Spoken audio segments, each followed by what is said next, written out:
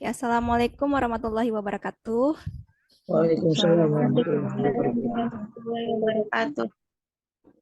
Ya, selamat bergabung para peserta webinar. Dengan judul webinarnya adalah Standar Operasional Prosedur SPKL Dietetik di Rumah Sakit. Selamat malam para peserta webinar semuanya. Alhamdulillahirrahmanirrahim. Segala puji hanya milik Allah Subhanahu wa Ta'ala yang telah memberikan ilmu dan pengetahuan kepada hamba-hambanya. Salawat dan salam semoga selalu tercurah kepada Rasulullah Sallallahu Alaihi Wasallam, manusia terbaik dan termulia yang pernah ada di alam semesta ini, dengan mengucapkan Allahumma sholli ala Sayyidina Muhammad wa ala ali Sayyidina Muhammad. Dengan kerendahan hati, mari kita awali kegiatan ini dengan membacakan basmalah. Bismillahirrahmanirrahim. Baik, bersama kita sudah hadir di dalam Zoom meeting ini yang terhormat narasumber kita, Ibu Destiasari SGZ. Beliau adalah ahli gizi di RSUD Padang Panjang, Sumatera Barat. Mohon maaf ya Bu, kami mengganggu waktunya dan terima kasih sudah menyempatkan waktunya untuk berbagi ilmu kepada mahasiswa kami. Dan bersama kita juga sudah hadir yang terhormat Ketua Prodi Gizi, Dr. Gigi Nurpelita Sembiring MKM, Sekretaris Prodi Gizi Dr. Tahrir Aulawi SPT MSI, dan Bapak Ibu dosen Prodi Gizi UIN Sultan Syarif Kasim Riau, serta yang kami sayangi anak-anak kami yang telah berpartisipasi pada webinar kali ini. Semoga webinar ini memberikan manfaat untuk kita dan diberikan keberkahan oleh Allah Subhanahu wa taala. Baik, untuk urutan acara webinarnya, pertama diawali dengan kata sambutan oleh Ketua Prodi Gizi, Dr. Gigi Nurpelita Sembiring MKM, lalu dilanjutkan dengan pemaparan materi oleh Ibu Destiasari SGZ. Dan setelah pemaparan materi nanti akan ada sesi tanya jawab. Jadi silakan mahasiswa-mahasiswi kalau ingin bertanya dipersilahkan dan disertakan namanya ya pada saat bertanya, bisa di chat ataupun raise hand nantinya seperti itu. Lalu setelah sesi tanya jawab akan ada penutup. Baik, kita awali acara ini yaitu acara pertama adalah sambutan oleh Ketua Prodi Gizi Dr. Gigi Nurpelita Sembiring MKM. Kepada Ibu Nurpelita kami silakan. Terima kasih Bu Sophia Maya. Bismillahirrahmanirrahim. Assalamualaikum warahmatullahi wabarakatuh. Salam sehat untuk kita semua. Selamat malam. Yang terhormat Ibu Sari, ketemu di Zoom meeting kita Ibu. Terima kasih banyak sudah mau meluangkan waktu membantu kami untuk terjun langsung untuk memberikan arahan tentang SOP rumah sakit dalam PKL khususnya dietetik. Terima kasih juga kepada para dosen yang sudah hadir, terutama Ibu Sophia Maya yang sudah bersusah payah mengadakan Zoom ini. Terus yang tercinta adalah anak-anak kami, mahasiswa gizi angkatan 20 yang akan berangkat PKL dietetik. Alhamdulillahirrahmanirrahim. Assalatu wassalamu ala asyrafil anbiya'i wal mursalin wa alihi washabihi ajmain. Bersyukur kita kepada Allah diberi kesempatan untuk bertemu di ruang Zoom meeting ini dalam keadaan sehat walafiat. Salam dan salawat dan salam kita haturkan kepada junjungan besar Nabi Muhammad Sallallahu Alaihi Wasallam. Allahumma sholli ala Muhammad wa ala ali Sayyidina Muhammad. Pertama-tama saya ucapkan banyak terima kasih untuk Ibu Sari yang sudah berkenan meluangkan waktunya untuk mengajarkan kepada kami, karena seperti yang kita ketahui bersama bahwa kami hanya bisa mengajarkan teorinya Bu. Prakteknya itu inilah yang akan terjun langsung anak-anak. Jadi mungkin di sana sini banyak kekurangan yang akan Ibu hadapi nanti dengan anak kami. Makanya itu kami mengundang Ibu sebenarnya untuk bagaimana sebenarnya tata cara SOP yang ada di rumah sakit. Kemudian dalam waktu dekat kita juga akan mengirimkan bulan depan itu mulai akan PKL anak-anak ke rumah sakit. Yang ke puskesmas sebenarnya sudah ada 2 kelompok yang berangkat, 3 kelompok malah. Dan tanggal 2 Oktober itu akan dimulai PKL ke rumah sakit. Saya berharap bahwa dengan adanya bimbingan ini, kita katakan bimbingan, ya paling tidak sudah terbukalah mata mahasiswa bahwa teori itu tidak ya seharusnya seiring sejalan, cuman kan di lapangan itu pasti berbeda. Jadi makanya ketika nanti mereka sudah belajar ini diharapkan kami berharap bahwa tidak terkejut lah bahwa ini yang dia akan dihadapi di lapangan seperti ini dengan arahan-arahan dari Bu Sari. Saya pikir tidaklah bisa mempersingkat waktu, tapi saya pikir saya akan sudahi ini semua karena saya juga akan mendengarkan arahan ini. Kalaupun saya sudah mendengarkan arahannya kemarin 2 minggu yang lalu, tapi saya pikir saya harus lebih tahu lagi karena saya akan membimbing anak-anak nanti di lapangan. Terima kasih saya ucapkan kepada semua pihak yang sudah mengadakan acara ini, terutama untuk Bu Sofia dan teman-teman dosen lainnya. Terima kasih untuk anak-anakku dan terima kasih banyak kepada Ibu Sari. Mohon maaf tadi saya terlambat karena harus mengurus saya dahulu. Saya sudahi. Assalamualaikum warahmatullahi wabarakatuh. Waalaikumsalam warahmatullahi wabarakatuh. Terima kasih Bu Dr. Gigi Nurbalita Sembiring. Semoga dengan sambutan tadi menjadi pemicu ya semakin membaranya semangat kita untuk mengikuti webinar kali ini. Baiklah, mari kita dengarkan dengan seksama pemaparan materi oleh narasumber kita, Bu Destia Sari SGZ. Kepada Bu Destia Sari, kami silakan Bu. Ya. Assalamualaikum warahmatullahi wabarakatuh. Terima kasih. Terima kasih kesempatan yang telah diberikan kepada saya. Mungkin ini hanya sharing sedikit tentang ini lebih ke AGK ya, asuhan gizi klinik. Karena memang kalau di rumah sakit kan ada dua ya Bu ya, ada MSPMI dan ada asuhan gizi klinik. Nah, yang lebih ini biasanya ke prakteknya yang lebih bermasalah nih mahasiswa ke AGK. Apalagi mahasiswa yang ini yang UIN ini sekarang masih daring ya? Mahasiswa daring juga, Bu. Sebelumnya. Masih daring ini. Masih daring. Iya. Yang tidak ada ini yang kali. Ya ini yang sering, jadi beberapa sebelumnya kan ada beberapa juga mahasiswa dari Padang pun juga, dari Pekanbaru juga yang mahasiswa daring itu di AGK nih paling banyak kesulitan bermasalah gitu. Benar. Kan. Nah, jadi ya wajarlah Bu, namanya daring juga ada ya, wajar aja lah mahasiswa sekarang apalagi ya. Nah, jadi ini saya kasih ada pemaparan sedikit materinya. Kemudian nanti mungkin lebih banyak ke ini sharing tanya jawab. Tanya jawab Bu ya. Ya, oke. Oke.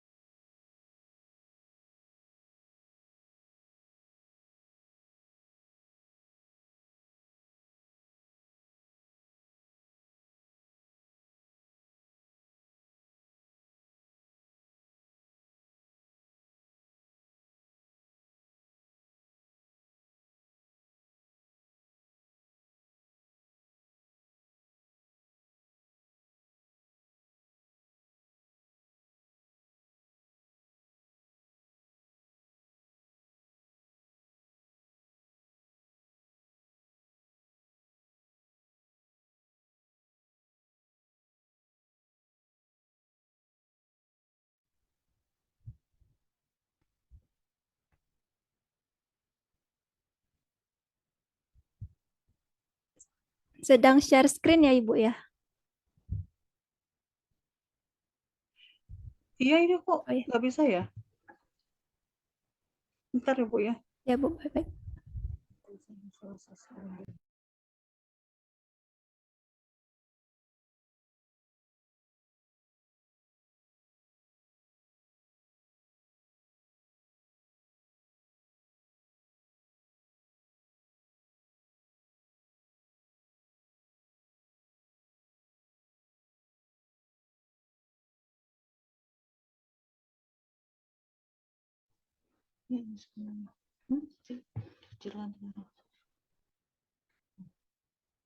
Gimana letaknya? Buka dulu berpen itu. Mana? Apa berpen itu? Ya tunggu dulu. Apa saya buka ya? Kenapa?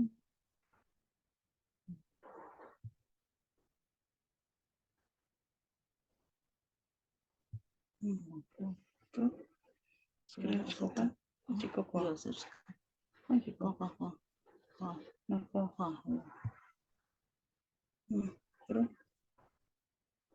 Masuk. Biết tadi là dùng một tadi ada. Biết dùng tadi. Kadang ya. Biết share screen. Atau. Ini udah lihat dulu. Ya, oke. Udah kelihatan, Bu? Udah. Sudah Bu, sudah Bu. Halo? Sudah, Oke. Sudah Bu. Oke.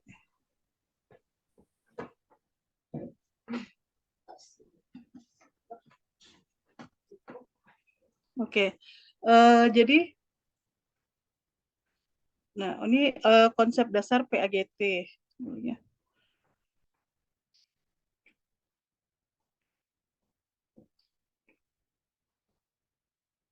Oke.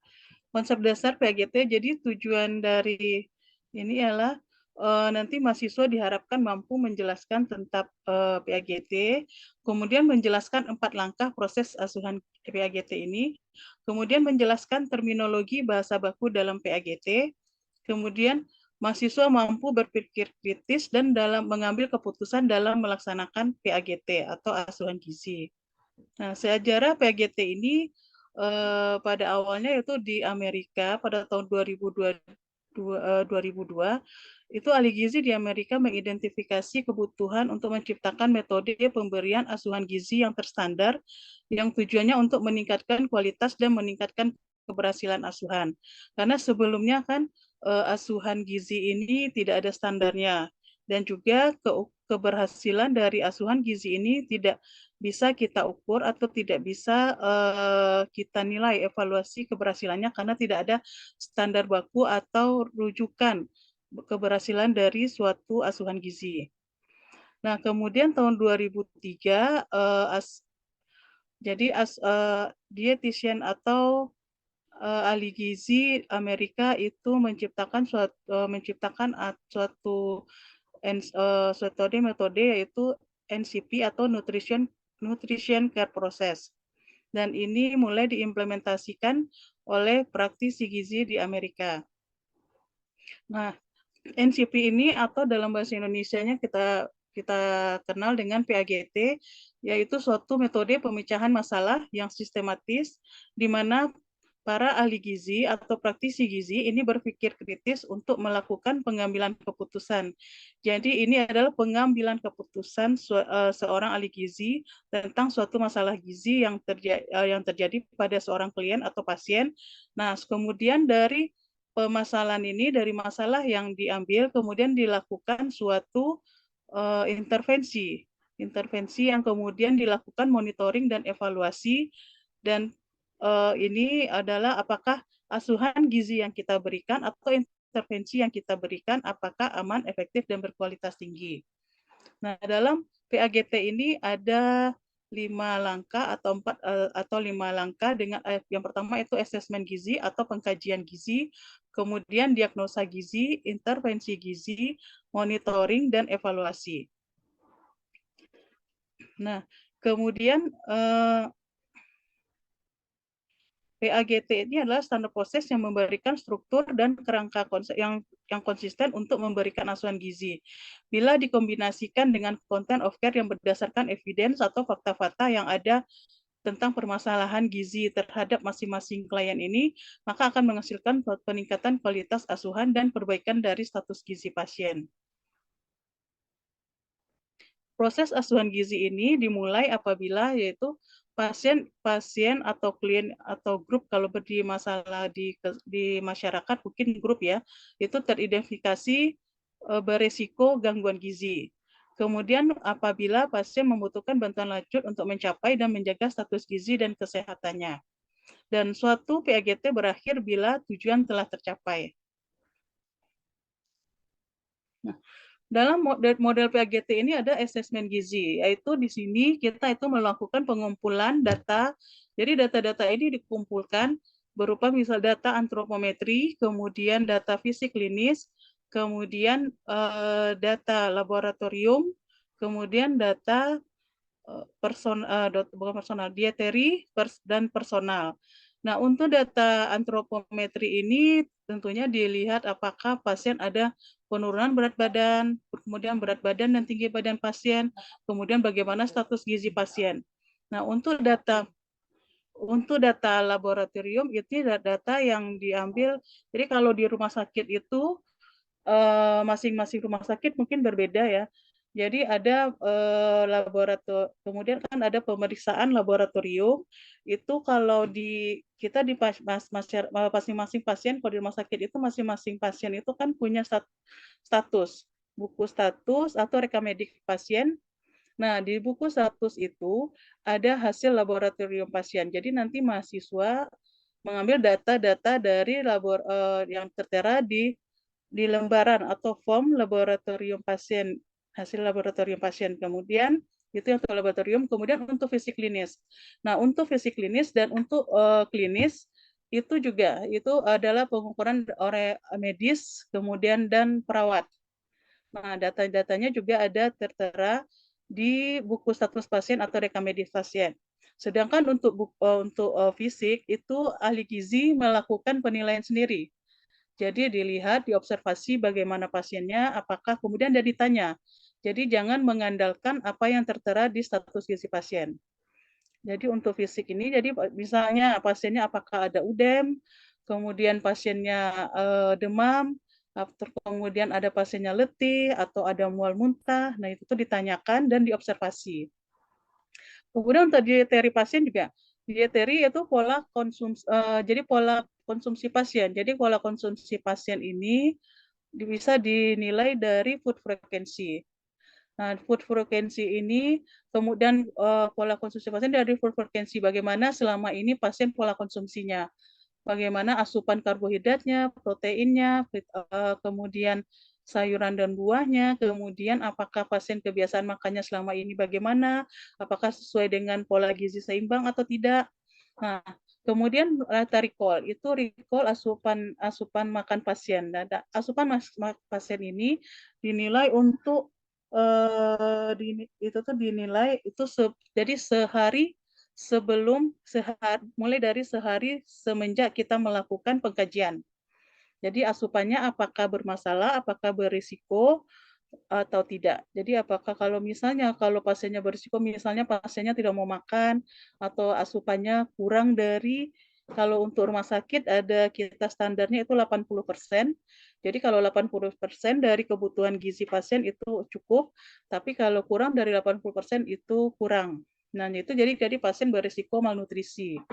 Nah, kemudian data personal pasien. Jadi data personal apakah pasien menderita ada suatu penyakit sebelumnya atau ada penyakit lain yang akan berkaitan dengan penyakitnya yang sekarang, atau ada penyakit keluarga yang berkaitan juga, apakah bisa berkaitan dengan misalnya keluarganya sebelumnya ada menderita DM, tapi bukan otomatis kalau keluarganya menderita DM, pasiennya kita anggap juga akan DM. Jadi tidak, jadi beresiko. Jadi beresiko dan penyakit keturunan itu beda ya.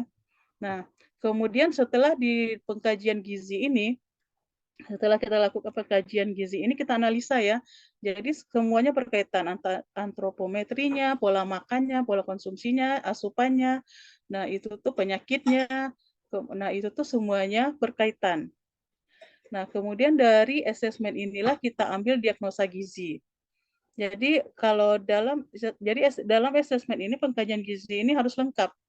Kalau tidak lengkap, kita akan salah dalam mendiagnosa gizi.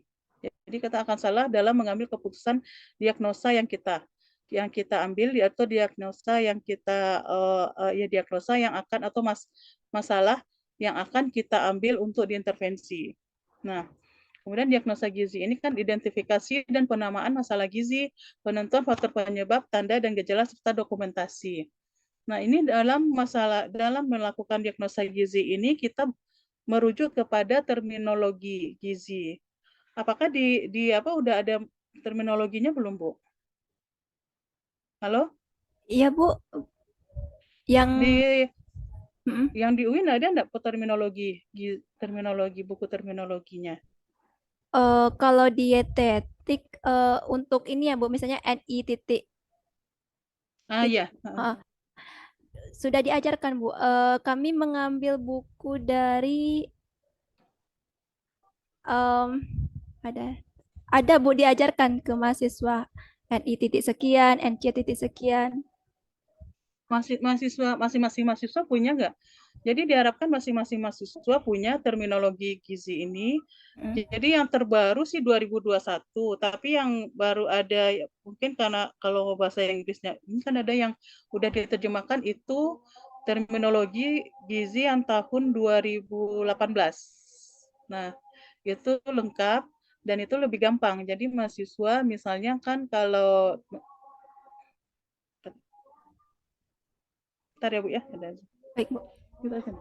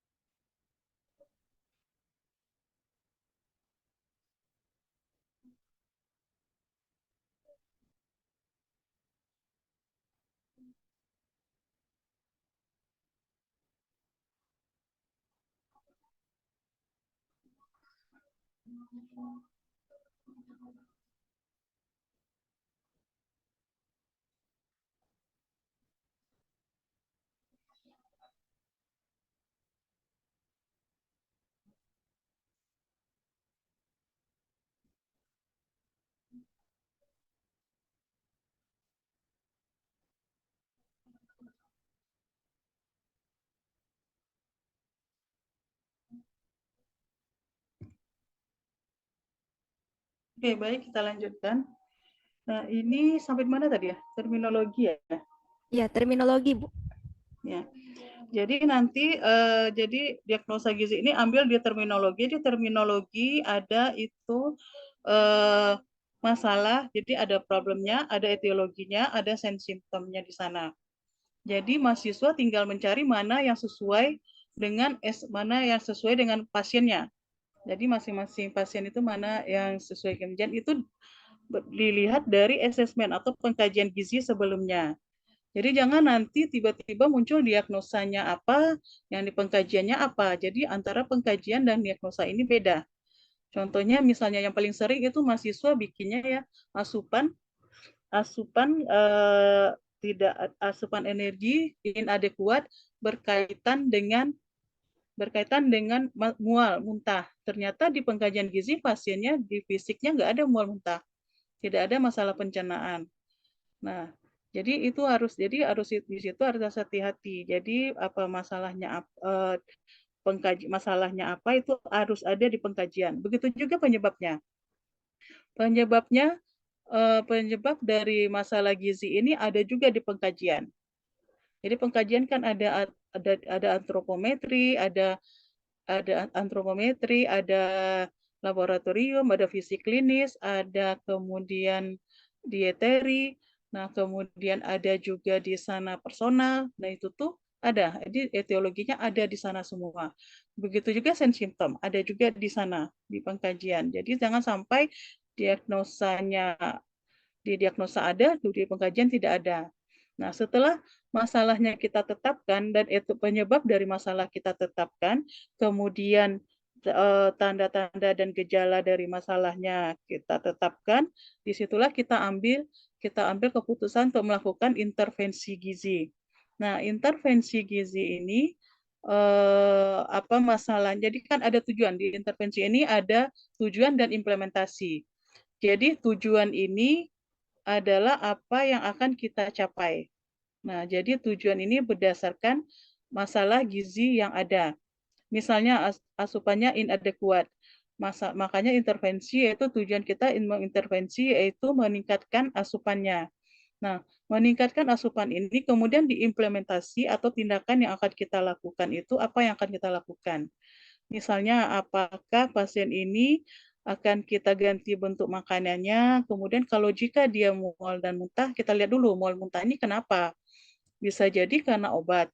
Ya bisa jadi mual muntahnya mungkin karena ada gangguan pencernaan. Nah, misalnya kalau gangguan pencernaan jadi misalnya ada gangguan pencernaan. Nah, kalau gangguan pencernaan ini makanannya bentuk apa?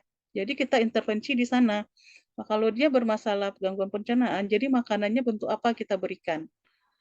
Nah, bentuk apa? Nah, syarat-syarat dan prinsipnya seperti apa? Nah, misalnya kalau mual muntah otomatis misalnya kita berikan makanan yang tidak merangsang ke saluran pencernaannya. Bentuk makanannya yang mudah dicerna.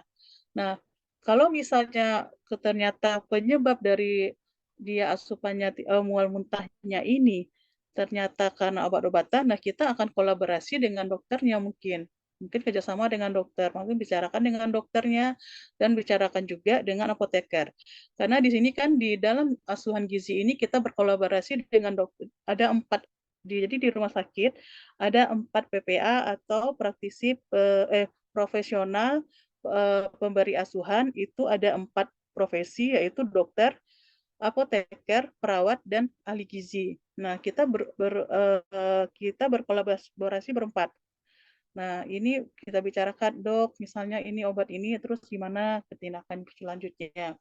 Nah, itulah intervensi. Kemudian setelah intervensi ini, kita lakukan monitoring dan evaluasi. Monitoring ini kita monitoring itu sign symptom atau gejala-gejala dari penyakit gejala-gejala dari masalah gizi yang ada. Nah, kemudian misalnya mual dan asupannya misalkan, kemudian asupannya misalnya kurang 50%. Nah, di sinilah kita monitor asupannya bagaimana, hari pertama bagaimana, hari kedua bagaimana, hari ketiga bagaimana.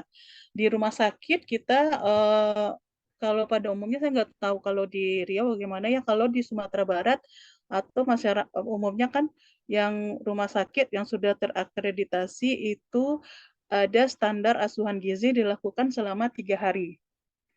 Jadi selama 3 hari itu kita lakukan asuhan gizi, kemudian hari ketiga kita evaluasi apakah intervensi yang kita berikan itu berhasil atau tidak.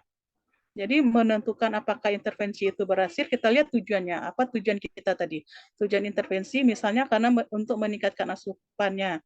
Nah, kita lihat apakah asupannya sudah meningkat sesuai dengan yang kita standarkan atau belum. Ternyata kalau misalnya sudah tercapai, itu berarti asuhan gizi kita berhasil. Tapi kalau seandainya tujuan misalnya asupannya belum tercapai yang sesuai dengan target yang kita tetapkan, maka itu kita lakukan lagi reassessment atau lakukan lagi asuhan gizi ulang. Jadi kita cari lagi masalahnya di mana. Nah, bagaimana disitulah kita lakukan. Jadi ini monitoring untuk monitor perkembangan, mengukur dan mengevaluasi dampak dari intervensi yang kita berikan. Oke. Kemudian, nah kata kunci dalam PAGT ini adalah suatu proses. Jadi kita ada proses ya mulai dari pengkajian, kemudian melakukan menetapkan keputusan masalah atau diagnosa, kemudian melakukan intervensi dan monitoring evaluasi itu adalah suatu proses. Kemudian kita berpikir kritis. Jadi jangan kita misalnya ini laporannya udah ada, ini misalnya data-datanya udah dapat, kemudian kita nggak berpikir ini kenapa begini ya, ini kenapa begitu ya. Jadi seperti itu, apakah terkadang pasien ada misalnya ya berpikir kritis ini misalnya gini, ini paling sering sih pasien untuk diabetes. Nah, misalnya pasien diabetes kita melakukan kita asesmen katanya asupannya kita nilai ternyata asupannya ya pas kita recall asupannya 50%. Nah, 50% tapi hasil pengukuran kadar gula darahnya itu melebihi normal, jadi tinggi. Nah, itu kita ini mungkin nggak ya gitu kan. Nah, kalau mungkin nggak ya, jadi kita cari. Itu kita investigasi apakah pasiennya berkata jujur atau tidak. Kemudian apakah atau bisa jadi karena pasiennya bisa jadi kalau pasien-pasien yang bermasalah atau stres metabolik itu makan sedikit pun nggak makan pun memang kadar gula darahnya akan tinggi. Nah, disitulah kita akan berpikir kritis. Nah, kemudian membuat keputusan. Jadi untuk menentukan masalah yang kita ambil untuk diintervensi itu adalah keputusan yang kita tetapkan. Jadi kita yang ambil keputusannya. Kemudian memecahkan masalah ya, yang tadi itu ya. Jadi intervensi jadi memecahkan masalah. Bagaimana masalah ini bisa kita atasi. Nah, itu dan kemudian kolaborasi. Kolaborasi yang tadi itu dengan 3 PPA yang lain. Profesional pemberdayaan dokter, apoteker dan perawat. Nah,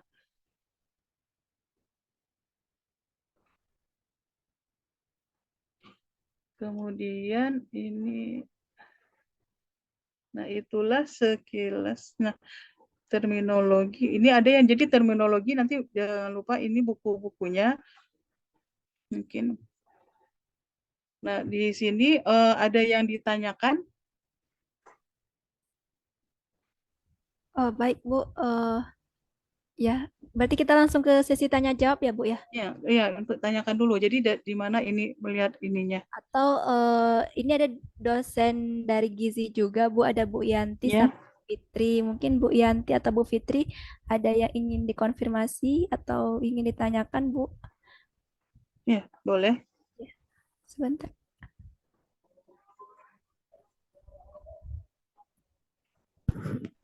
Baik Bu, Assalamualaikum Bu, salam kenal Bu. Waalaikumsalam ya.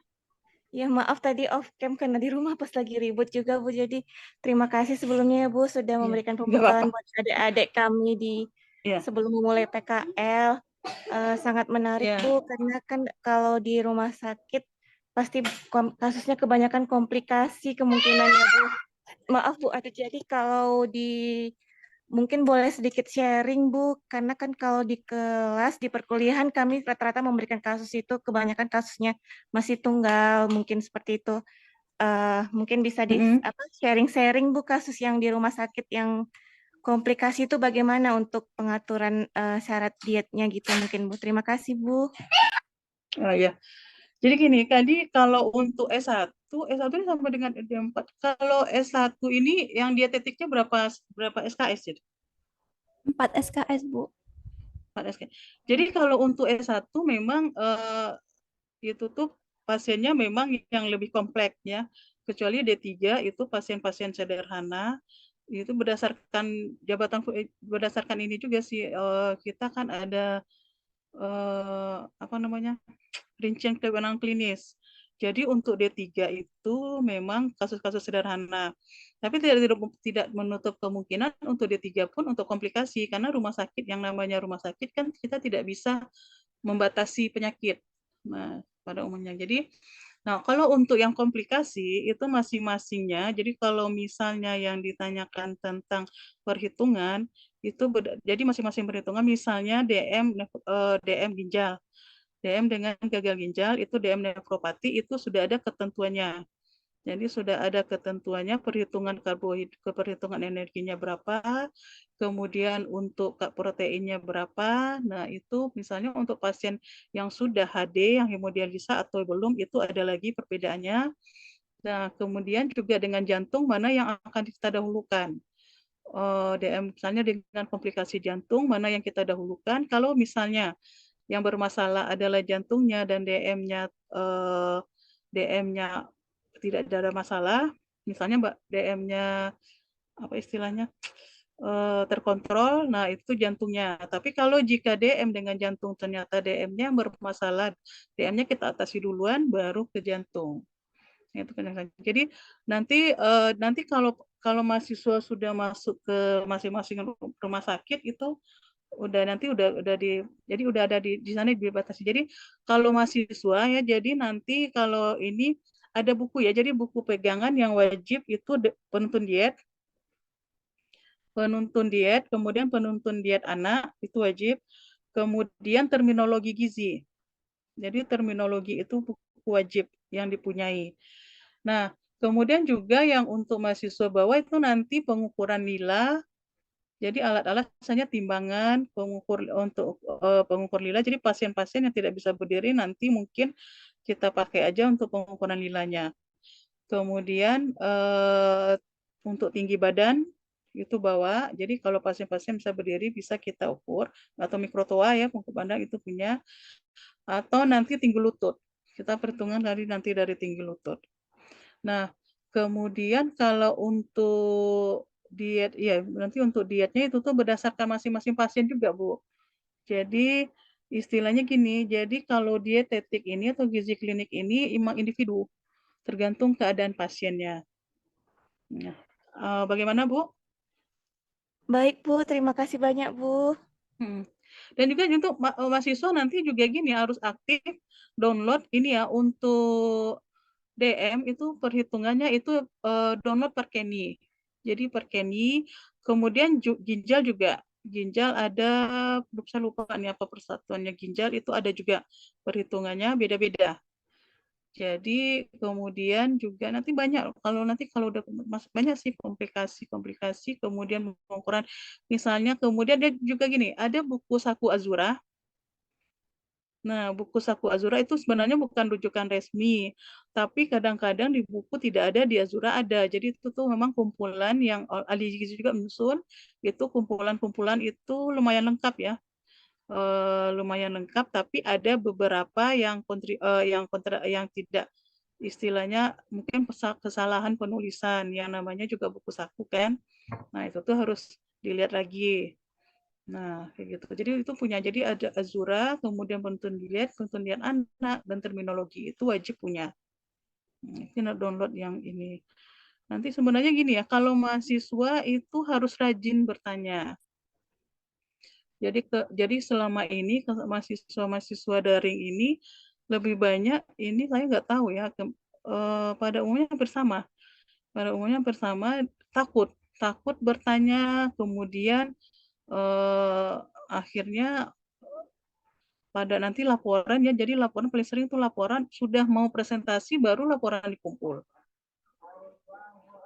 Nah, itu akhirnya kita tidak bisa periksa kan, karena kalau untuk di rumah sakit itu kan masing-masing ahli gizi lagi itu sibuk ya dengan kalau pasiennya banyak itu sibuk.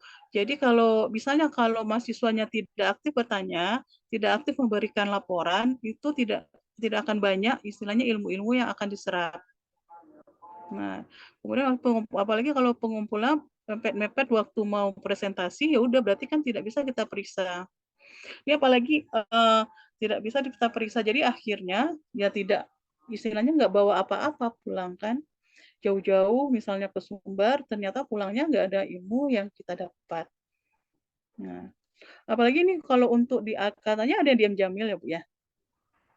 Iya, Bu. Ya, Bu. Ya ada Nah, DM Jamil. kalau diam jamil, nah itu diam jamil itu paling bagus. Jadi kalau M jamil itu pasiennya itu udah istilahnya udah pasien komplikasi semua. Jadi udah nggak ada pasien-pasien yang sederhana, nggak ada itu yang misalnya penyakitnya cuma satu penyakit atau dia sederhana, nggak ada. Situ sudah komplikasi semua. Istilahnya udah kritikal mungkin di situ yang banyak. Fase Nah, terminal, Bu. ya, jadi mahasiswa-mahasiswanya diharapkan itu rajin bertanya gitu. Apalagi M Jamil itu ahli gizinya yang paling sibuk ya M Jamil. Karena pasiennya banyak kan. Jadi satu ahli gizi itu bisa berapa pasien, itu puluhan pasien gitu. Nah, jadi harus rajin, harus aktif dan harus seperti itu. Nah, ada yang lain Bu? Bu izin, oh ya, silakan nanti ya, Bu Nurfian. Bu Sofia dulu, Bu Oh ya, Sofia.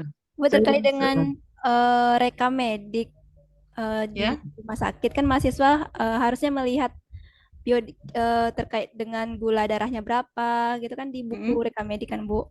Nah itu Iya. bagaimana etika mahasiswa untuk melihat buku tersebut? Apakah minta izin terlebih dahulu ke perawat atau bagaimana Bu? Oh ya, jadi gini, mungkin untuk yang di rumah sakit karena saya di Padang Panjang ya, mungkin saya ceritakan dulu untuk Padang Panjang. Jadi nanti pas dietetik, kalau sudah mulai dia 3 minggu MSPMI dan 3 minggu dietetik ya, gizi klinik 2 ya. minggu, Bu. 2 minggu MSMI, 4 minggu dietetik. Oh, 4 minggu dietetik. Jadi, Iya, 4 jadi minggu kalau dietetik. dietetik nanti mahasiswa kita berikan pembekalan lagi awal untuk di rumah sakit, kita pretest dulu, jadi kita kasih kasus. Jadi kita berikan kasus itu untuk pretest. Kemudian setelah itu kita berikan pembekalan. Kemudian kita pengenalan ke ruangan. Jadi masing-masing ruangan kita kenalkan. Jadi ruangan-ruangan mana nanti mereka yang akan, nanti kan kita bagi-bagi ya. Jadi nanti di ruangan ini kita langsung bagi ruangan ini, ruangan ini, ruangan ini. Jadi bagi. Jadi nanti rolling mau berapa hari nanti kita rolling. Nah kemudian sudah pengenalan yang kita kenalkan, nanti mahasiswa kita lepas. Nah jadi hari berikutnya kita lepas ke ruangan masing-masing. Nah, itu untuk melakukan screening dan melakukan asuhan gizi. Nah, kemudian karena kita sudah pengenalan dari awal, jadi nanti kalau pas setelah pelaksanaannya, jadi mahasiswa ini langsung menemui ke ruangan. Jadi sebelum masuk ke ruangan, itu mahasiswa selalu izin. Izin dulu ke perawat yang ada di portir. Nah, setiap masuk ke ruangan pasien. Jadi izin ke perawat yang ada di portir. Kemudian kalau mau minjam status, setelah itu kan kita mau pinjam status, mau lihat hasil rekam medisnya semua kan, itu selalu izin. Nah, jadi kita kan nggak masing-masing yang namanya individu, ya masing-masing individu itu kan beda-beda.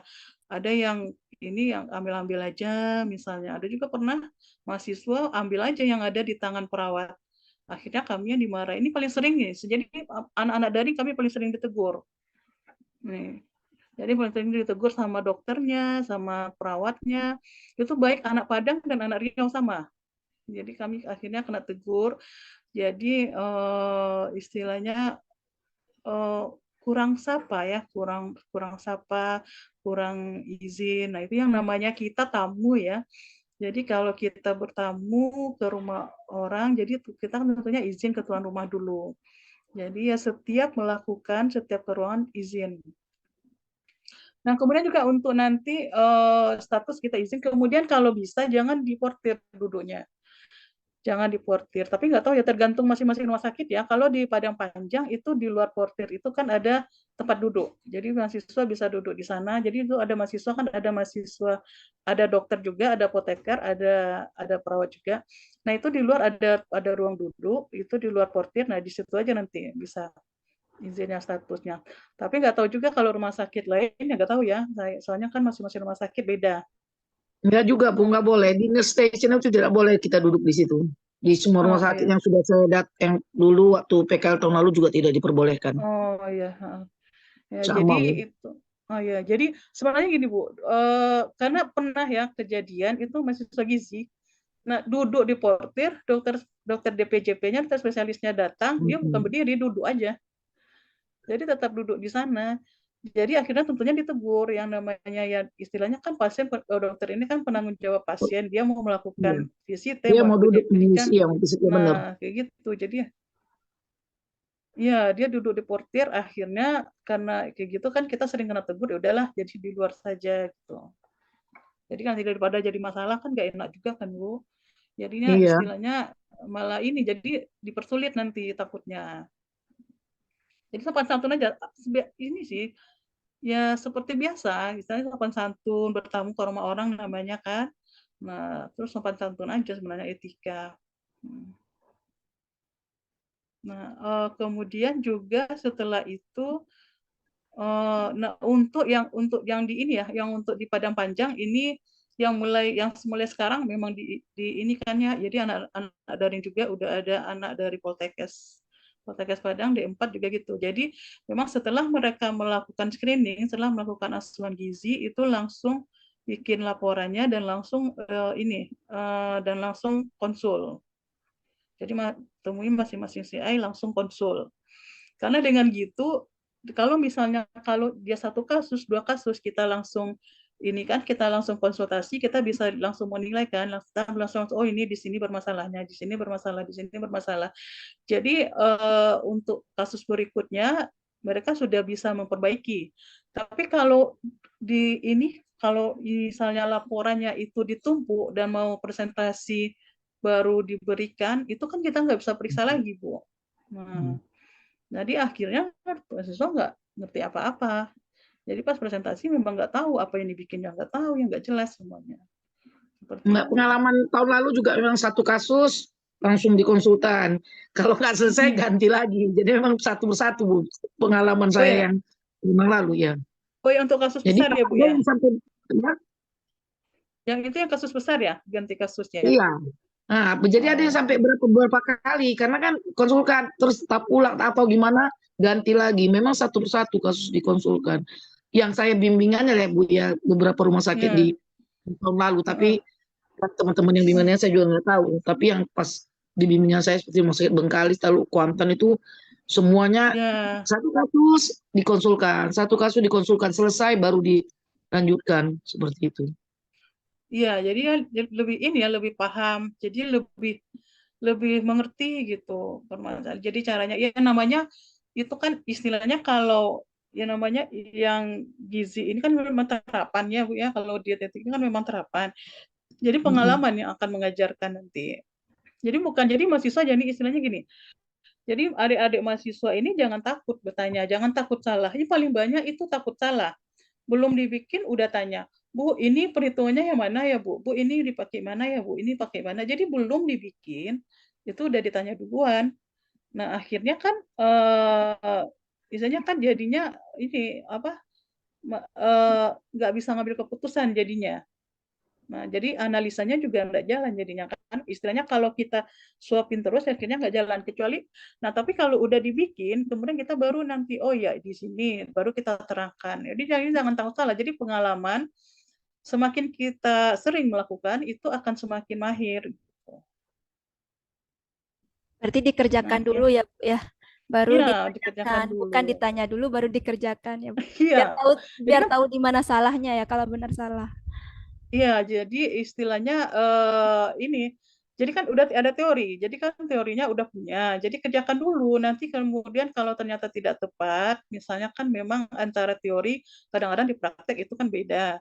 Nah, di situ baru kita dari situ baru kita bisa kita kan sharing ya, namanya sharing. Tapi kalau kalau misalnya tanya duluan, jadi kan ini lagi nggak mahasiswanya bingung, nggak bisa ambil keputusan kan, nggak bisa mandiri jadinya ditanya. Jadi akhirnya ditanya terus, akhirnya kan nggak bisa mandiri ngambil keputusan mahasiswanya.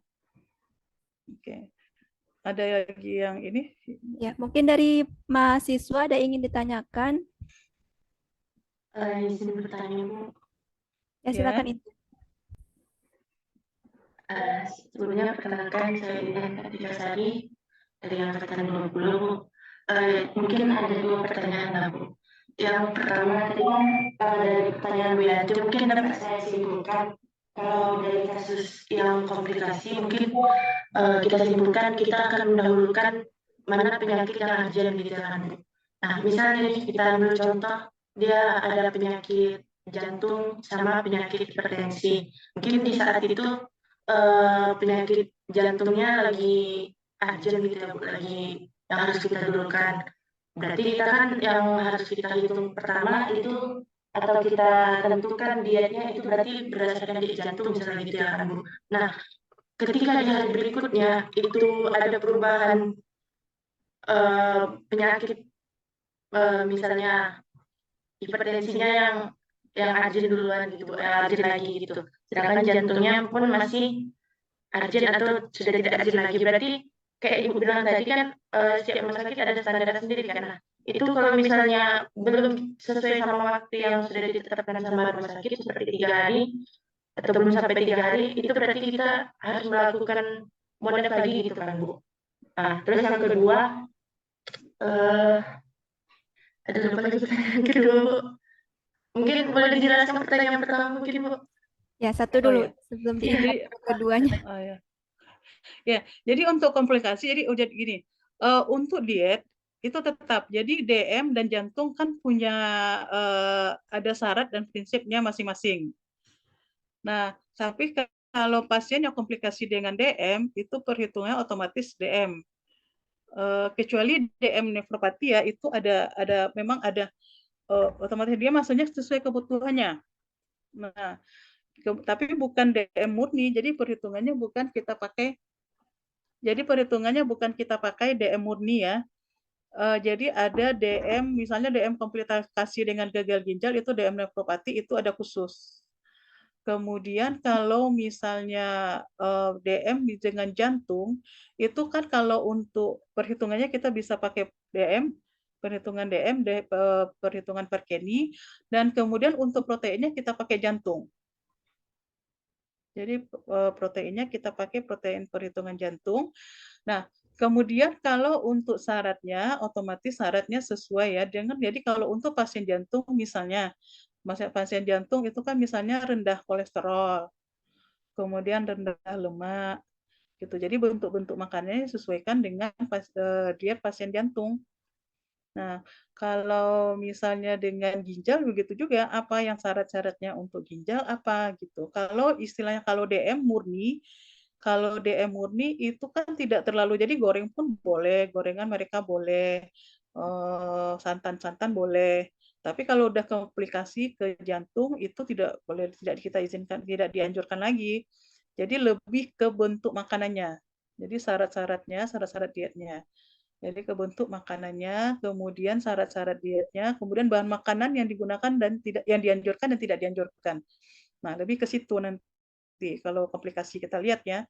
Nah, kemudian kalau misalnya tadi kita lakukan 3 hari, jadi 3 hari ini sebenarnya itu standar akreditasi. Jadi kita akreditasi ini kan kita punya suatu ketentuan atau suatu rujukan itu berapa hari untuk asuhan gizi.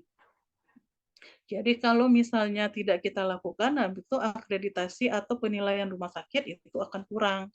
Nah itulah kita jadi sekali 3 hari kita lakukan. Nah, jadi kan asuhan gizinya sekali 3 hari. Misalnya itu untuk pasien yang bermasalah ya. Itu untuk pasien yang bermasalah atau pasien yang berisiko malnutrisi. Jadi kan di screening gizi kan ada screening gizi ya. Nah, di screening gizi itu kan ada pertanyaan apakah ada penurunan berat badan, kemudian apakah asupannya bermasalah. Nah, nanti kan ada skor. Jika skornya besar atau sama dengan 2 atau besar sama dengan itu, tentu masing-masing ada besar sama dengan 2, itu berarti berisiko malnutrisi. Nah, itulah yang kita lakukan selama 3 hari asuhan gizinya. Nah, kalau kemudian asupannya ternyata, misalnya kita lihat asupannya, misalnya itu kita tetapkan 80%. Jadi untuk standar itu kita lakukan 80%, kita tetapkan nilainya, targetnya 80%. Kalau ternyata asupannya sampai hari ketiga tidak tercapai 80%, nah itu kita tanya lagi, kita reassessment lagi, kita lakukan pengkajian lagi, di masalahnya apa. Nah, seperti itu.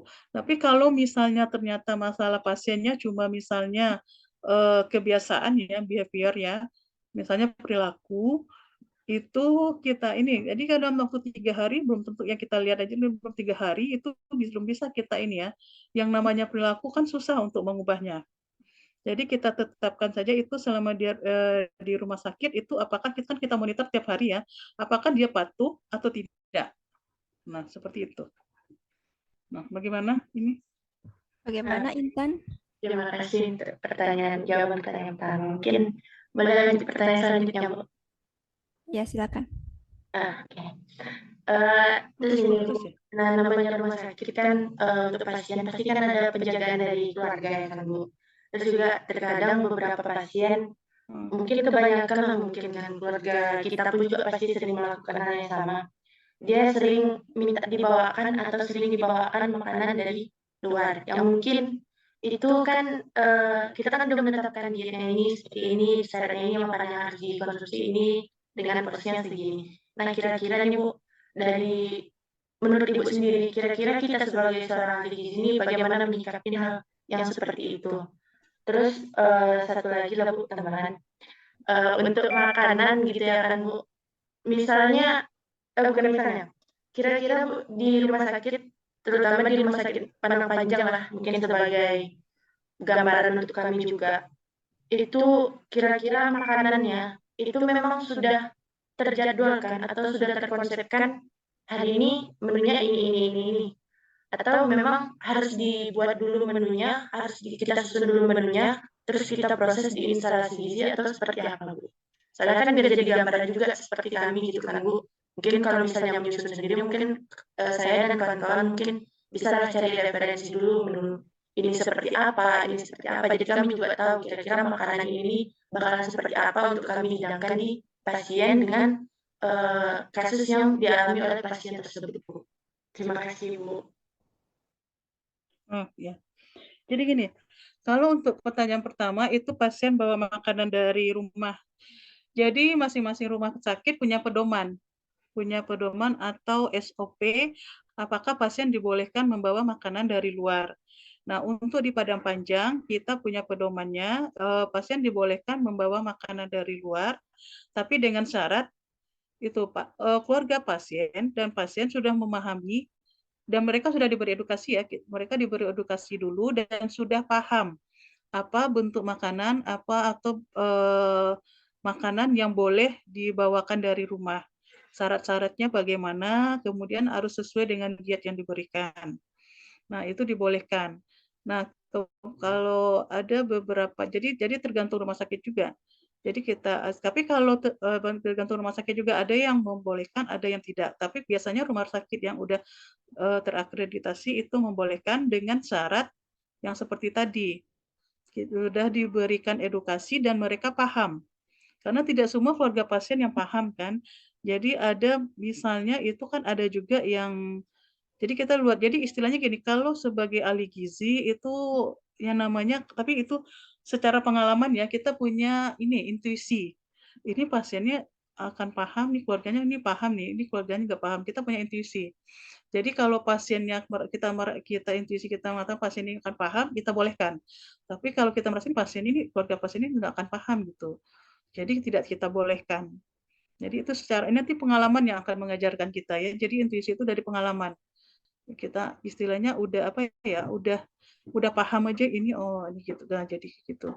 Jadi memang ada pedomannya. Jadi membolehkan, ada pedoman yang membolehkan dengan syarat sudah diberikan edukasi. Nah, kemudian untuk pertanyaan yang kedua tadi menu ya.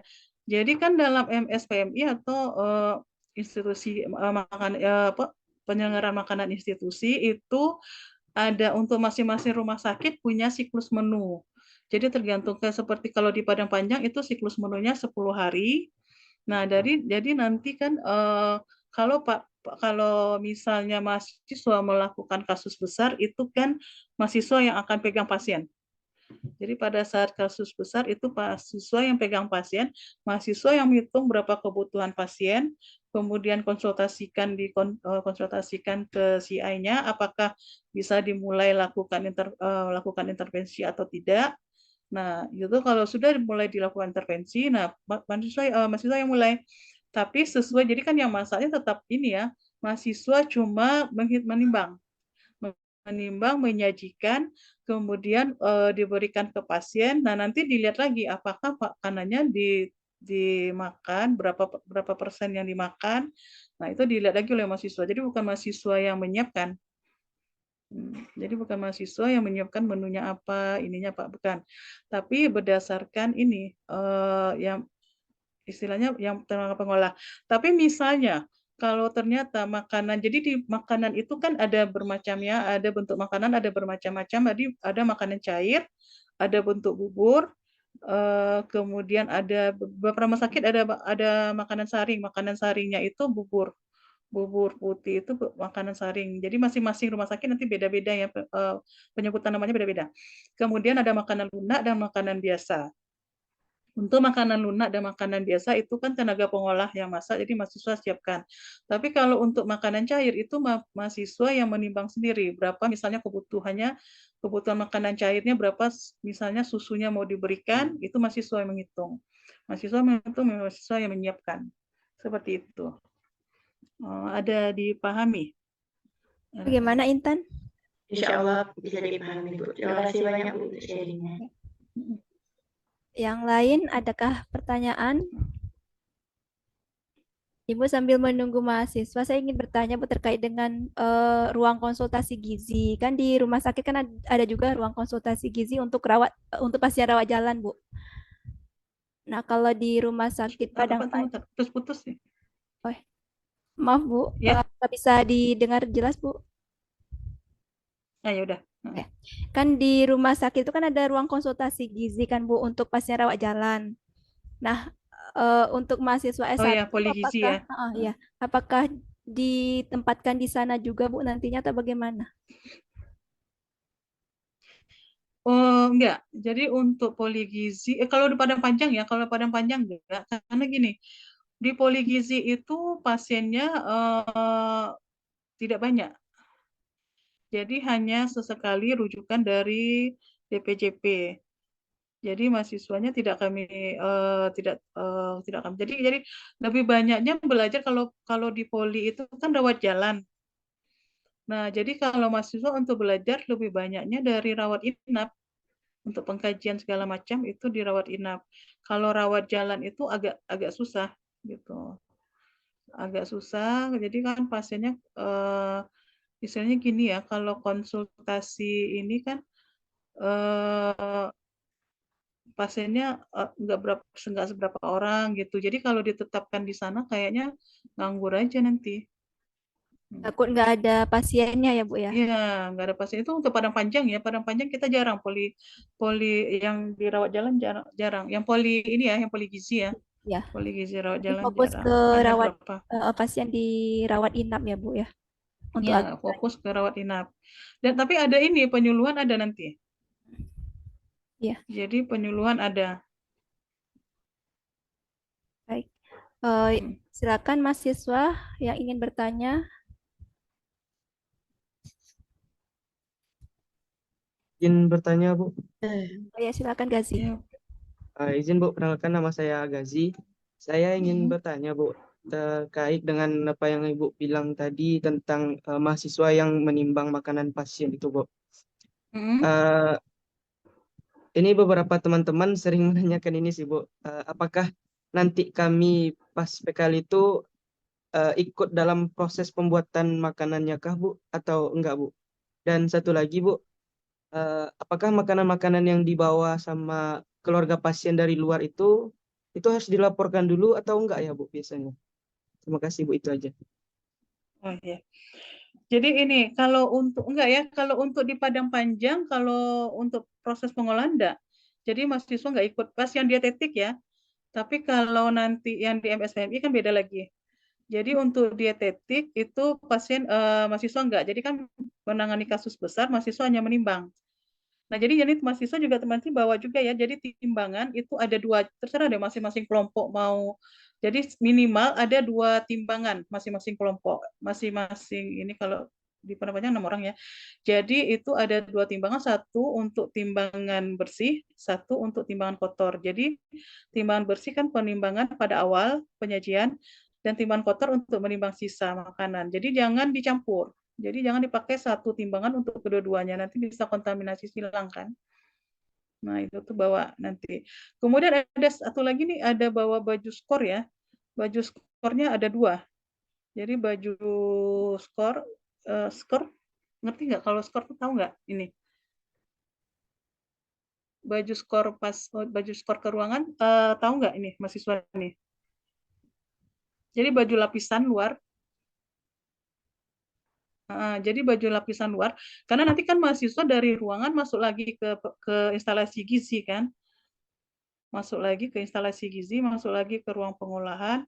Nah itu tuh harus dijaga, jadi supaya tidak terkontaminasi kan pakai baju skor, kemudian nanti dibuka pas masuk ke ruang instalasi gizi dibuka, dan itu punya dua. Jadi satu dipakai di satu hari satu baju, jadi harus diganti. Jadi harus siapkan ya bagusnya sih siapkan dari sekarang. Sebenarnya ada sih kalau dibeli itu mungkin dari online ada yang nggak usah terlalu mahal-mahal gitu. Yang penting ada lapisan. Karena kita nggak tahu ya pasien itu ada juga yang TB nanti masuk gitu. Nanti di ruangan ini ternyata pasiennya juga TB. Nah kita kan yang namanya ahli gizi kan lama dengan pasien ya istrinya.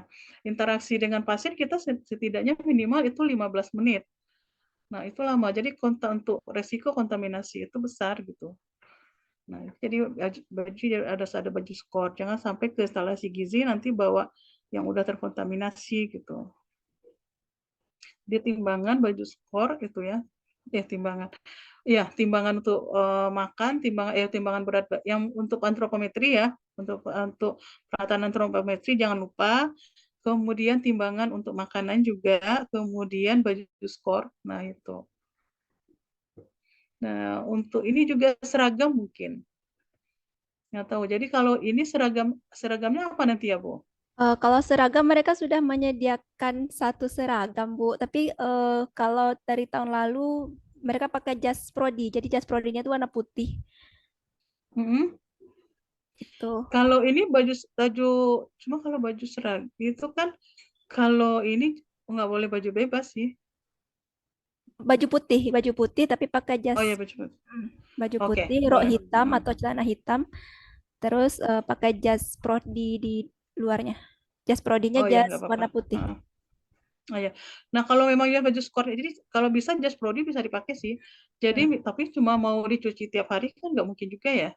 Jadi lebih baik baju skor yang disiapkan dua. Cari aja yang ini, yang nggak istilahnya yang nggak di bawah 100.000 ada juga gitu bajunya.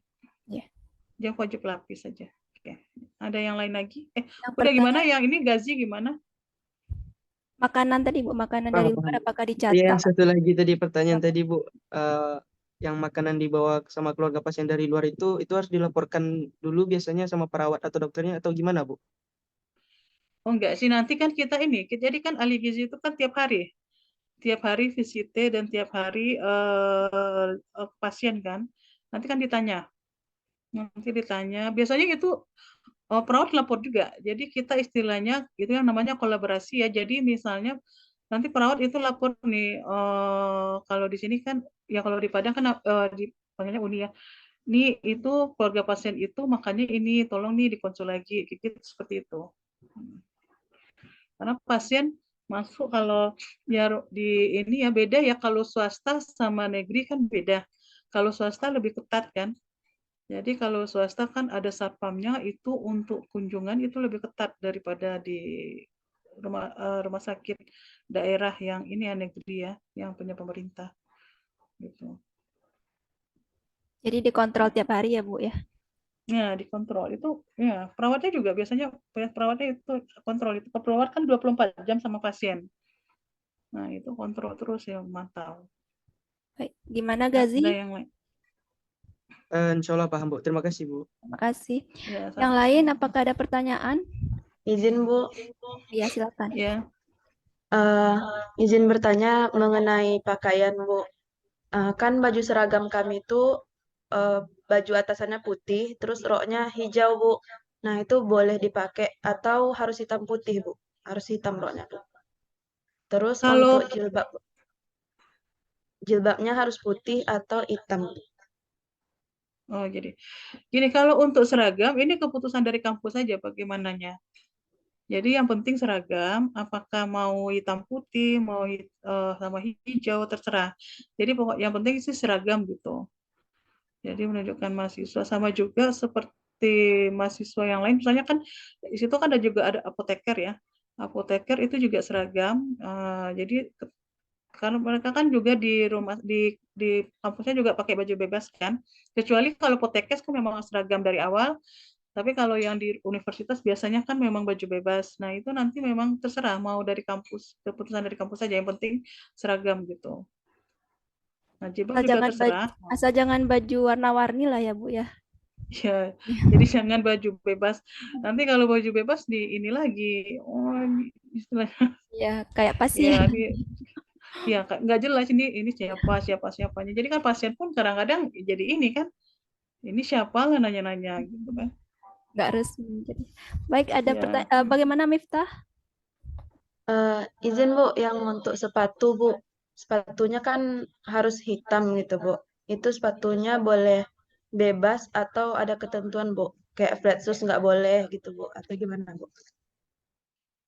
Kayaknya memang sepatunya emang sepatu flat. Soalnya kalau di rumah sakit itu lebih nyaman pakai sepatu flat ya daripada yang berhak. Karena kita kan mobilnya ini bolak-balik seperti itu. Kalau pakai yang berhak kan capek kakinya. Apalagi rumah sakit Padang Panjang itu jarak antara satu ruangan itu jauh-jauh. Nih, jaraknya jauh-jauh, mendaki menurun itu kan bertingkat. Nah, Baik jadi Bu, seperti terima itu. kasih Bu. Yang hitam, kalau untuk warna sih hitam, mungkin lebih baik hitam. Karena memang di rumah sakit juga saat ini lagi jadi pegawai pun lagi di seragam hitam sekarang gitu. Mungkin lebih amannya aja sih. Lebih netral ya, Bu. Terima kasih banyak Bu. Ya, lebih. Oke, Oke, baik. sama-sama. Ada lagi yang lain yang ingin bertanya? Izin tanya sedikit lagi Bu. Ya, silakan. Mm-mm. Intan ya.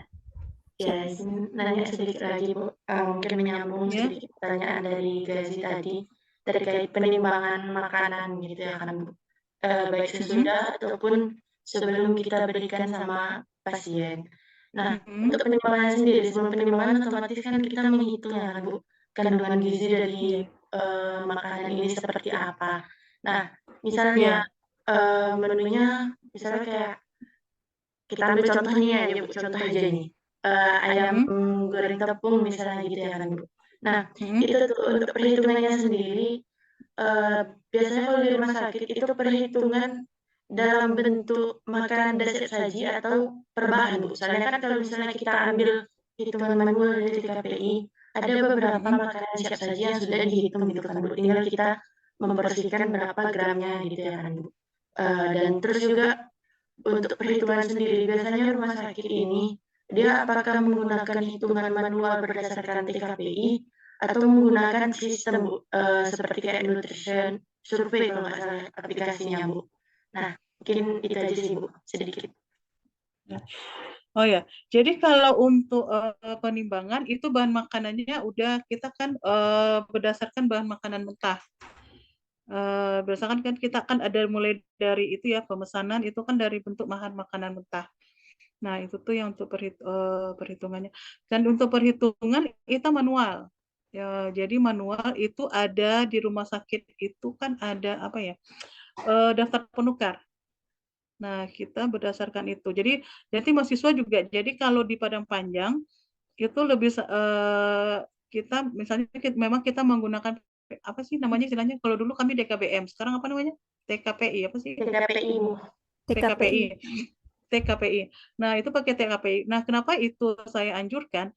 Jadi kalau terbiasa dengan yang ini ya, dengan apa namanya, dengan aplikasi, itu nggak sensitif dan juga nggak paham. Jadi kalau misalnya sekarang, misalnya mahasiswa nih kadang-kadang kan suka ngakal-ngakali kan, untuk mencukupi kalorinya segini, energinya segini, dan akal-akali itu kalau pakai aplikasi kan bisa lebih besar. Nah, dan kita bisa kalau kita terbiasa dengan manual itu kita akan tahu. Wah, ini nggak mungkin nih. Jadi kita akan tahu. Jadi kalau daging segini proteinnya berapa, energinya berapa. Kemudian kalau ayam segini beratnya itu berapa-berapa. Nah, itu kalau kita terbiasa manual kita paham gitu. Kita akan tahu di mana di sini, di mana ini salahnya, di mana ini. Di mana perhitungannya yang nggak sesuai ini. Jadi seperti itu. Tapi kalau terbiasa aplikasi kita nggak paham. Udah tinggal masukkan, keluar, kita nggak tahu gitu. Jadi nanti kalau untuk Padang Panjang khusus itu pakai TKPI, jadi bawa TKPI-nya. Kemudian juga ini ya, kalau untuk aplikasi ada beberapa itu tidak sesuai. Nah, ada yang selisihnya besar gitu. Misalnya ke nasi pun ada misalnya di DKBM atau TKPI itu cuma 175. Ternyata kalau di Nutrisurvey itu bisa sampai 300-an. Jadi itu besar perbedaannya. Dan juga kemudian untuk makanan jadi juga kan, jadi kita nggak tahu bahan yang mereka pakai, yang mereka masukkan ke ini Nutrisurvey itu seperti apa, berapa banyaknya. Nah, itu tuh juga beda. Tapi kalau misalnya kalau pakai TKPI atau TKBM itu kan rumah sakit masing-masing, misal kayak ayam goreng tepung, rumah sakit kan masing-masing punya ya. Jadi tepungnya berapa, ayamnya berapa, kemudian tepungnya diberikan berapa, telurnya berapa, ininya berapa. Jadi kan punya standar. Nah, kita hitung satu persatu seperti itu. Jadi itu lebih mendekati lebih ini ya, lebih akurat, mendekati akurat daripada kita pakai yang di aplikasi gitu. Udah paham ini Intan ya tadi? Intan? Baik, Bu. Insya Allah udah paham. Terima kasih banyak, Bu, atas jawabannya. Ya. Yang lain apakah ada pertanyaan? Izin bertanya, Bu. Silakan. Ya, boleh. Bu, terima kasih, Bu. Sebenarnya perkenalkan saya Yuliana, Bu. Izin bertanya, Bu. Untuk jenis penyakit ini, Bu, apakah semua kasus penyakit ini dapat dipegang oleh mahasiswa PKL, Bu? Karena nanti kan jatuhnya mahasiswa PKL ini sering berinteraksi dengan banyak orang ataupun dari pihak keluarga dan pasien. Lalu bagaimana dengan contoh kasus pada penderita kasus TBC, Bu? Terima kasih, Bu. Oh ya. Jadi untuk pasien penyakit infeksi menular ini seperti paru, ruangan paru kita untuk Padang Panjang nggak di pasien nggak ini mahasiswa nggak diizinkan karena resiko penularannya kan besar, dan mahasiswa kadang-kadang kan misalnya kadang-kadang karena nggak tahu entah karena gugupnya, entah karena takutnya, kadang-kadang abai. Jadi sama seperti perawat ya, itu pernah juga mahasiswa perawat itu kena jarum pasien hepatitis. Nah, jadi karena gugup, takut, jadi ini gimana saya nggak tahu juga, jadi grogi atau bagaimana, akhirnya melakukan hal yang istilahnya di luar prosedur gitu. Nah, jadi kalau untuk TBC juga gitu, kita takutnya pasien yang TB-nya udah ini, TB-nya yang istilahnya diisolasi, kadang-kadang mahasiswa nggak tahu masuk-masuk aja kan. Nah, jadi berisiko mahasiswa tidak kita izinkan. Sama juga waktu COVID kan juga pernah dulu mahasiswa tidak kita izinkan. Jadi ruangan yang untuk di Padang Panjang, ruangan ICU, VIP dan tidak kita izinkan. Pada umumnya sama mungkin. Di mana Sama Bu. sama gitu. Saya pengalaman tahun lalu juga yang untuk penyakit infeksi ICU dan itu nggak boleh dimasukin. Jadi kan kita nggak tahu nih, tadi takut-takut. Nah itu kan jadi istilahnya yang namanya mahasiswa ya Bu ya, kadang-kadang ya itulah yang belum untuk apa kan, ya itulah mungkin takutnya atau bagaimana atau abainya nggak tahu juga jadinya. Berisiko gitu. Ya. Nah, ada yang lain lagi? Apakah ada yang lain yang ingin ditanyakan? Ini mahasiswa ada tidur semua. Saya Bu Sari, saya mau nanya ini. Ini Iya boleh. Makanya Ini saya udah bilang sama kok nggak ada yang nanya, saya bilang tadi di grup. Tahu tiba-tiba hilang sinyal, saya hilang beberapa semua, wifi hilang. Saya sampai keluar nanya, hilang sinyal semua, hilang nanti itu. Waduh, ya, saya kalau pikir. Ya karena malam nih Bu, malam dan malam minggu juga kan banyak ini nih. Banyak. Jadi terkait lagi baju skor. Ya. Sekarang terkait baju seragam ini anak-anak kan ngeyel juga nih. Kalau kami yang bilangin keluar dari masih mending masuk telinga kiri keluar telinga kanan. Ini nggak lewat Bu, lewat aja dari hati begini kan. Iya. Terkait seragam karena saya tahu bahwa tahun lalu itu ada yang nyaris tidak lulus hanya gara-gara seragam ini dari salah satu rumah sakit yang anaknya satu bimbing karena ya begitulah bandel-bandel kan. Jadi kalau kami ngasih tahu aja rasanya kok nggak pas, makanya kita undang sekali ini. Memangnya dari rumah sakitnya gimana sih namanya masalah seragam Bu, biar mereka dengar juga gimana gitu, karena tahun lalu ada kejadian seperti ini yang salah satu sama saya bimbing, hampir gelombang keduanya itu tidak diizinkannya masuk hanya gara-gara seragam. Oh nggak pakai seragam ya? makanya pencerahan Bu. Jadi memang kalau yang namanya kita PKL jadi mahasiswa itu mas seragam. Jadi semua ini pakai seragam Bu. Jadi semua profesi itu pakai seragam. Gitu kan ada kalau dokter kecuali dokter ya. Karena dokter kan memang bebas. Pakai smell jas. Dia pakai jas dokter. Kemudian kalau untuk apoteker, perawat dan gizi, kemudian ada juga Kesling itu pakai seragam. Kesling, dan juga mahasiswa ini juga ada sih yang dari agama ya, sarjana agama juga itu seragam. Jadi untuk mahasiswa memang seragam. Sepertinya begini Bu, ketika masuk mereka seragam, ketika MSPMI kan mereka di instalasi gizi, seragamnya apa? Ketika ke ruangan mereka yang pakai baju skor tadi kan? Iya.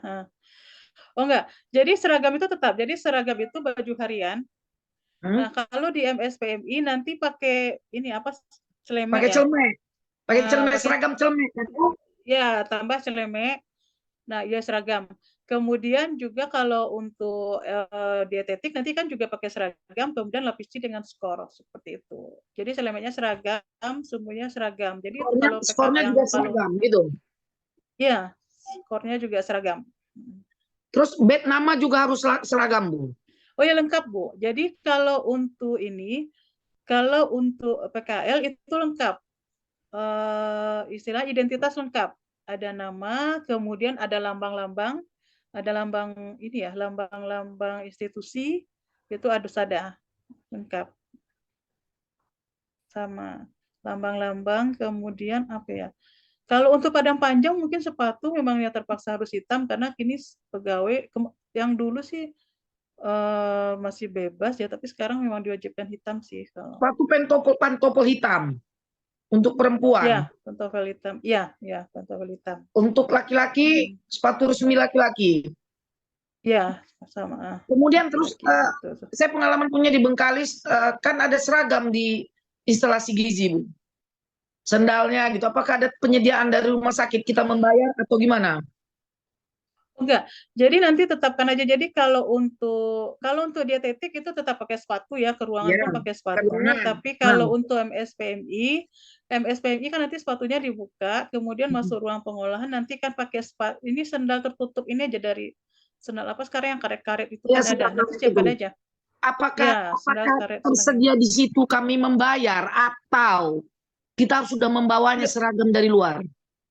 Bawa seragam sendiri aja, Bu. Jadi Bawa beli sendiri seragam. seragam. Jadi tetapkan aja sendiri bagaimana.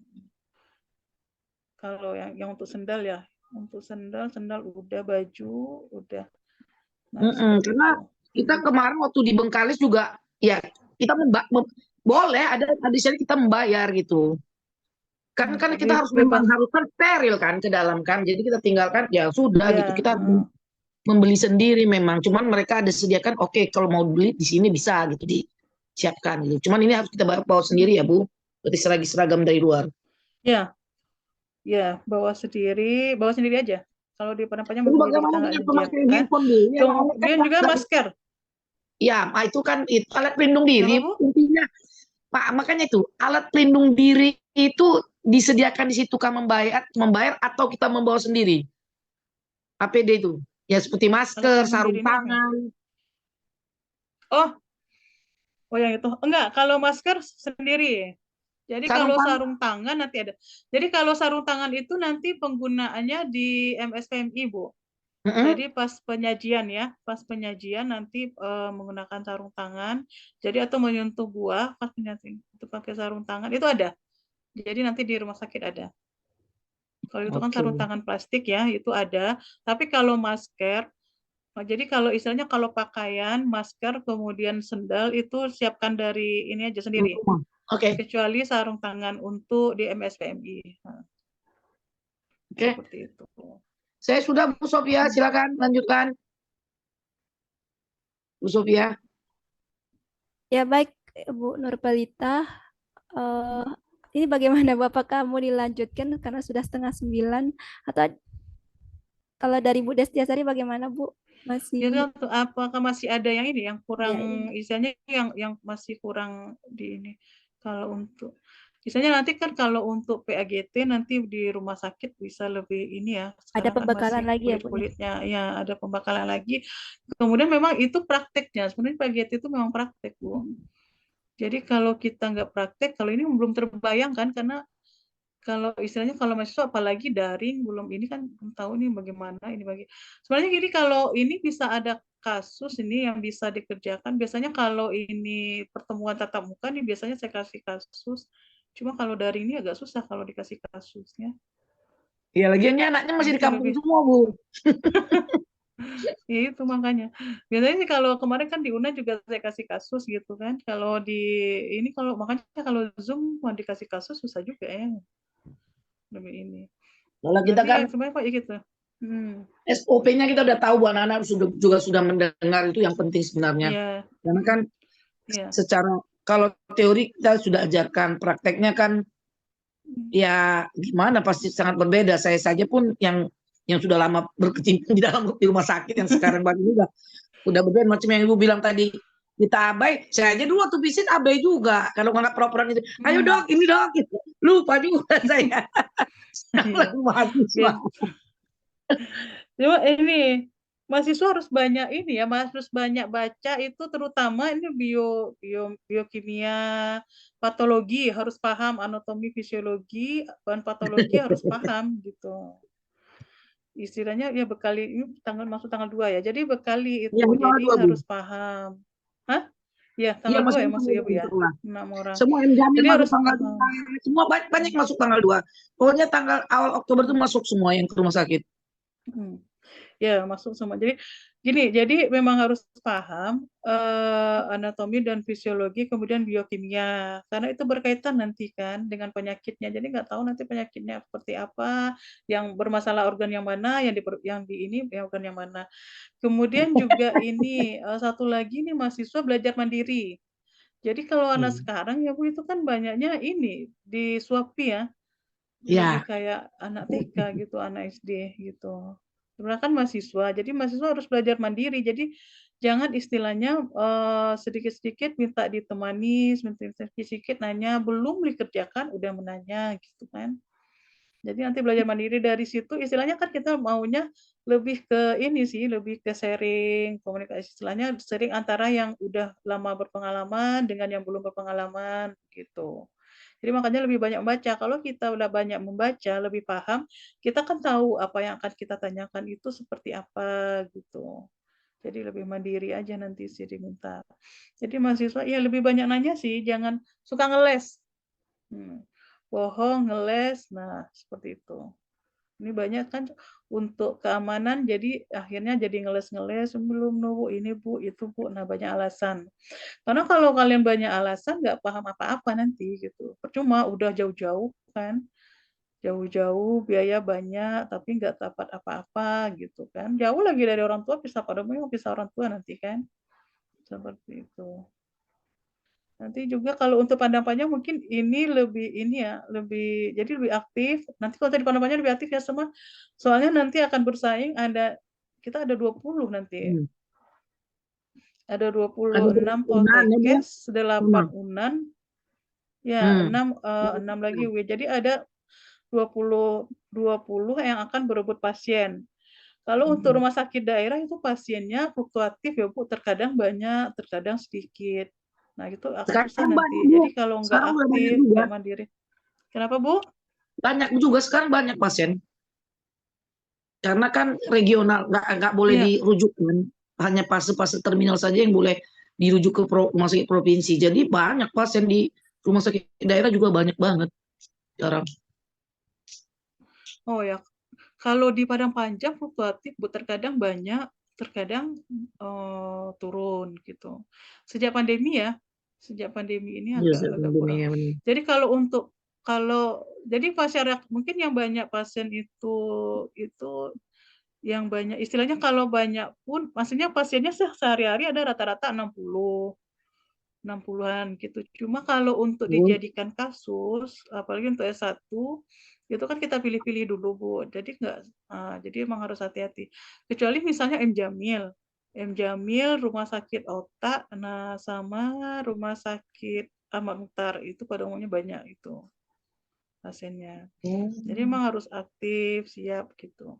Tapi mudah-mudahan sih yang Poltekkes kan karena mereka udah mulai masuk ke dietetik, jadi nanti pas yang Unan sama UIN masuk ke dietetik, mereka udah hampir selesai gitu. Selesai. Nah, iya. Ya gitu di mata mahasiswa, jadi memang harus ini ya, harus aktif, mandiri, jangan ini istilahnya kadang-kadang nih di atas ke ruangan ya, karena mereka ke ruangan kan mandiri entah kemana-mana nanti perginya Bu. Nanti nggak dapat pasien Bu, katanya. Nantinya seperti itu. Padahal pasiennya ada. Ini sering kemarin banyak tuh kasus kemarin anak daring ini paling sering Bu. Anak daring ini yang paling sering ini ngeles nih, yang suka ngeles nih anak daring nih. Jadi ini belum dapat, jadi pasiennya belum nggak dapat Bu, nggak ada pasiennya Bu, ini itu udah ditungguin, udah itu. Ternyata pasiennya ada kan, kita kan punya ada catatannya gitu. Apa ada yang lain lagi? Ya, Bu, terkait dengan penggunaan handphone bagaimana Bu?